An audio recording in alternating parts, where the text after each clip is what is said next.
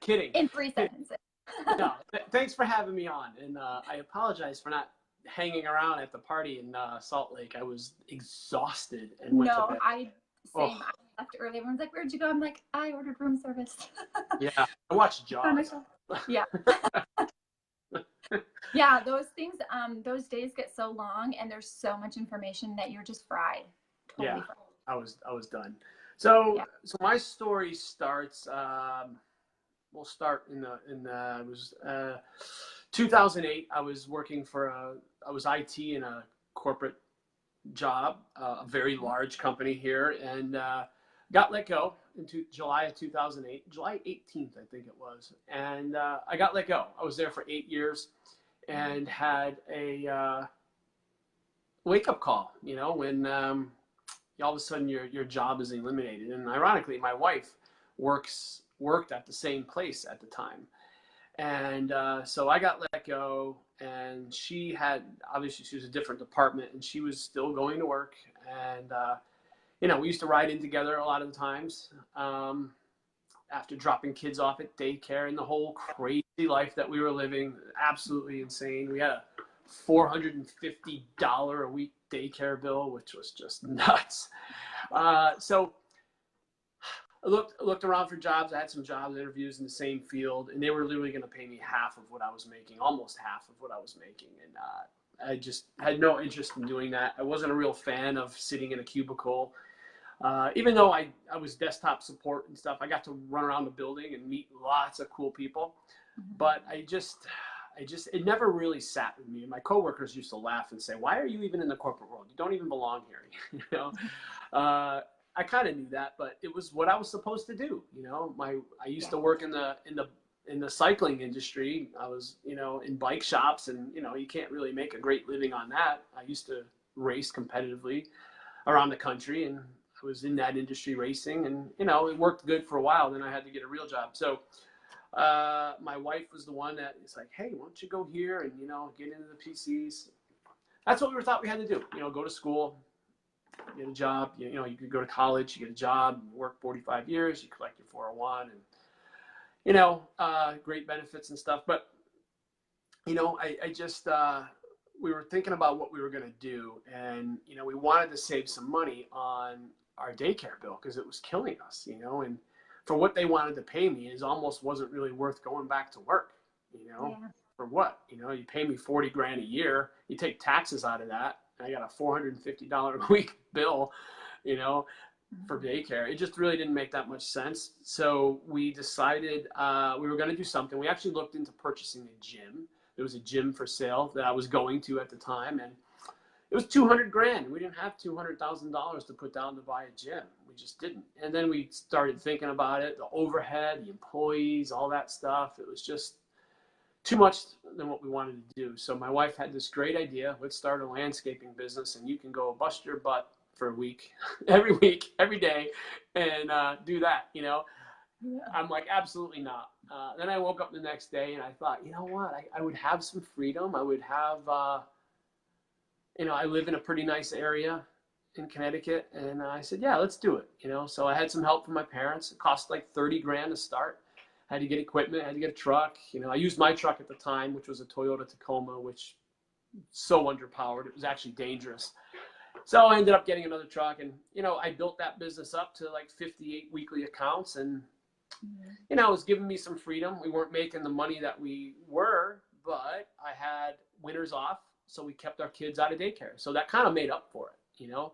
And that was our first taste of entrepreneurship, really. I've always bought and sold like bike stuff and stuff on the side, but this was like, we have a true business, and now we're in business for ourselves. And my wife liked designing the logo and all that fun stuff when you first start, you know? And the first year and a half was going pretty good. And then stuff starts breaking down, right? Even new machines.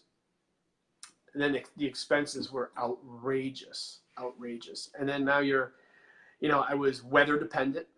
You know, I couldn't, you know, I ended up taking a vacation in May of all months. My parents insisted they bring us to Disney World. It was my daughter's like 10th birthday or something at the time. And so actually, I think she might have been, I don't know, I forgot how old she was, but So I talked to all my clients and said, hey, I'm going to be gone for a week, don't panic. And we left, and we were gone, I think, 7 days. It rained here in Connecticut 6 out of the 7. So I came back. Those lawns were really, really high, and it was a nightmare. I had to hire somebody to help me and work like 17-hour days, 3 days in a row, 4 days in a row. I had to double cut the lawns, and I had to blow it all off. It was a mess. Like, I lost 4 accounts because of it. So I couldn't take time off because I was the system. I couldn't do it, and I wasn't happy with having to work all summer. Yeah, you get winters off. Okay. So it was one winter, and I was going to that gym, and I said, you know what, I am just kind of sick of going to the gym in the winter, because my wife would get home from her job at like 6 p.m.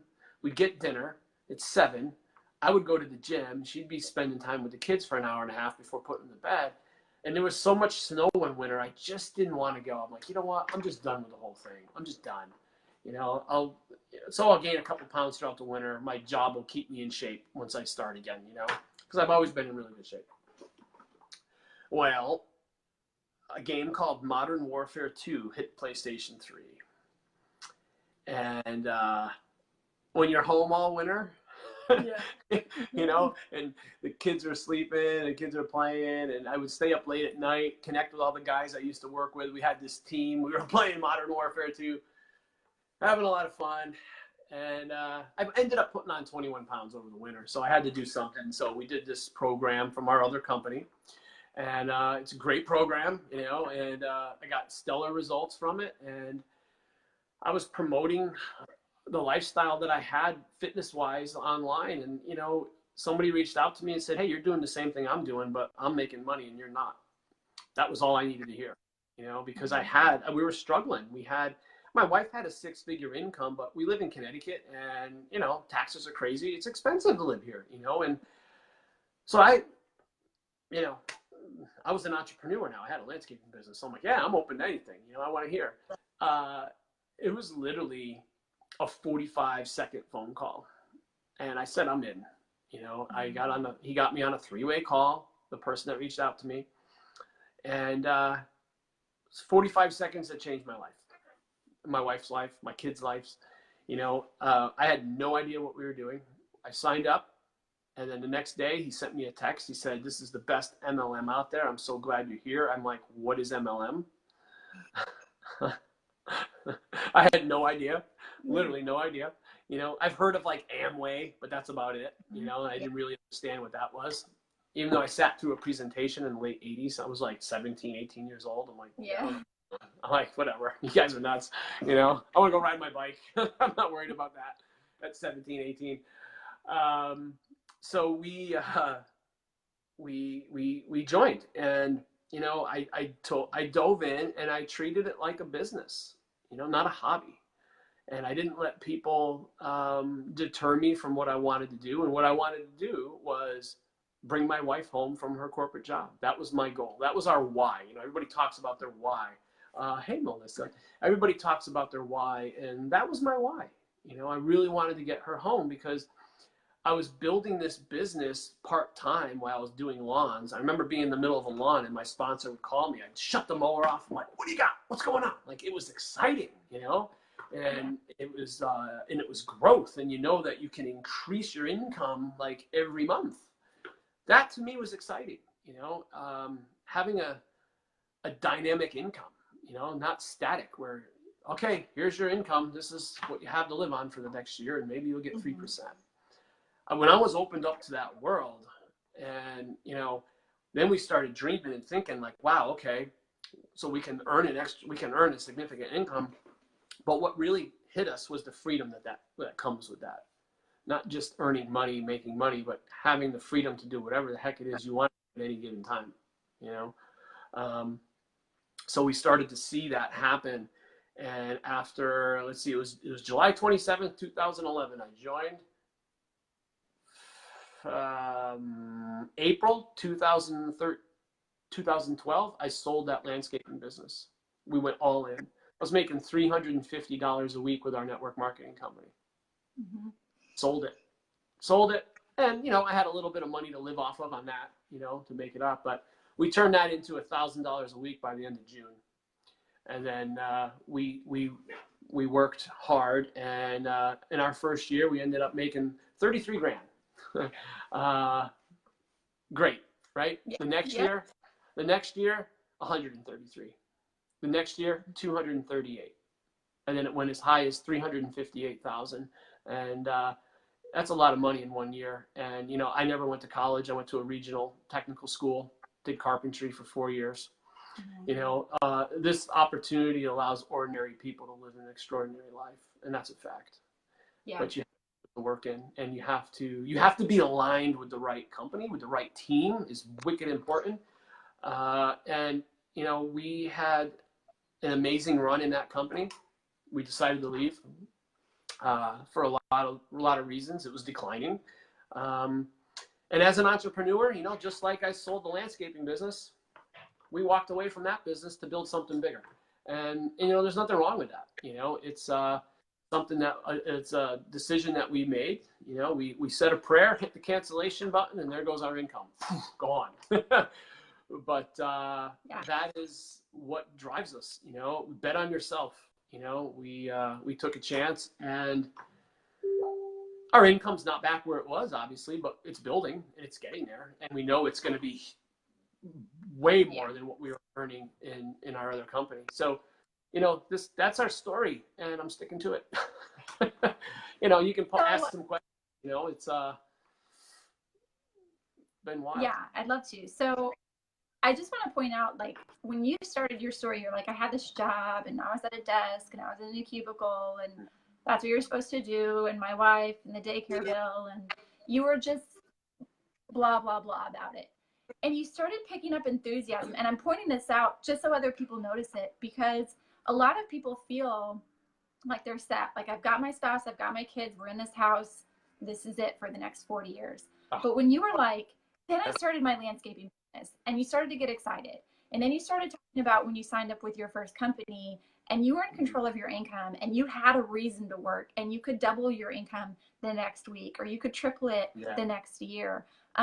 You really got to get, you know, you were excited, and you said things like, we started dreaming again, and I was in control, and I was up for anything. And that's a mindset that I really want to highlight, because this idea of betting on yourself more than corporate, more than here's what other people tell you to do, and yeah, if you stay in these lines, you can live this life, but your limits are in these lines too. And when you're willing to color outside of those lines and think outside of that box, then you don't have limits anymore. And that is something that I think people just have such a hard time grasping. And when they're looking into this industry, they're looking at a lot of different things that, you know, sometimes are relevant and sometimes aren't. So can you share with me, you know, were you guys super into the products? Were you into the compensation plan? You mentioned, you know, the team that you're on is really important. I love that you said Wicked from the Northeast, but you know, that's really important, who you join and who your mentors are. Like, what is it that you look at when you're joining a company? So when, all right, so what is it I look at? So I'll just go back to our other company. We joined because we knew the products worked, you know, and a lot of these companies, the products are great, you know.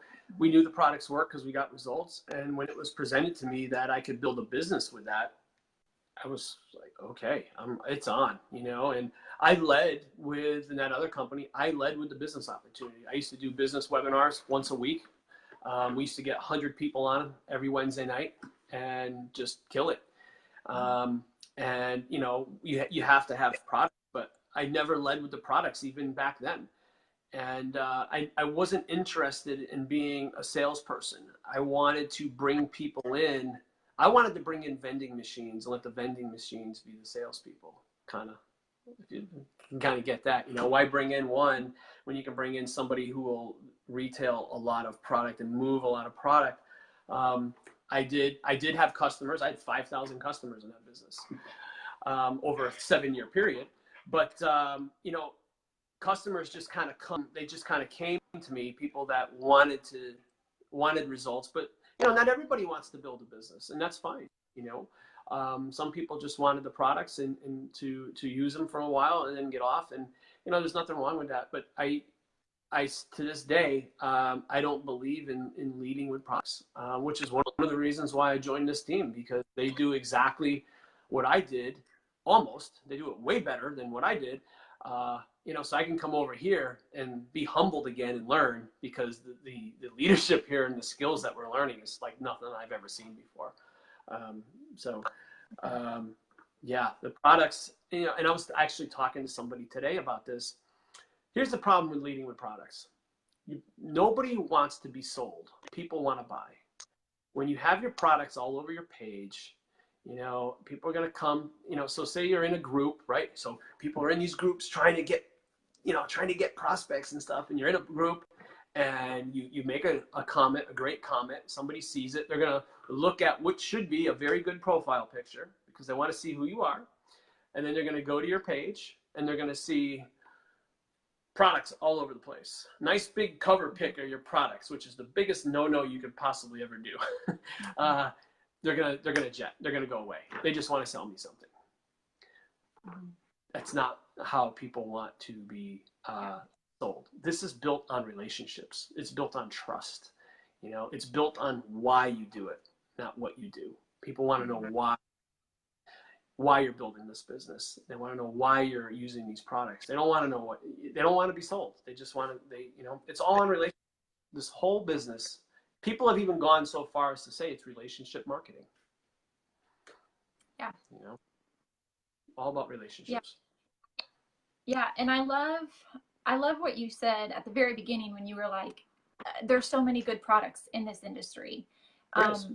And I agree with you 100%. And I love, what Rick's teaching of the triangle, that has products at the top. Like, yeah, that's important, but like so many companies have that. Like, cross that off the list. There's for every company out there, there are results and good stories. There's also bad for every company, but far more good for most. And then, but there's like more levels in there that you need to look at when you're considering it. I think so many people that I talk to behind the scenes get caught up on the ingredients in the products and the results and what's it going to do for me, and I need a testimony and I need to try it for 30 days. And I want to get your perspective on that, because I know that you like sampled the products just to make sure that, you could stomach them, right? But then you guys jumped into the business. Yeah. Why? Because I can see a damn good opportunity when it hits me in the face. And that's the same way with the other company. I dove into the company because the products worked.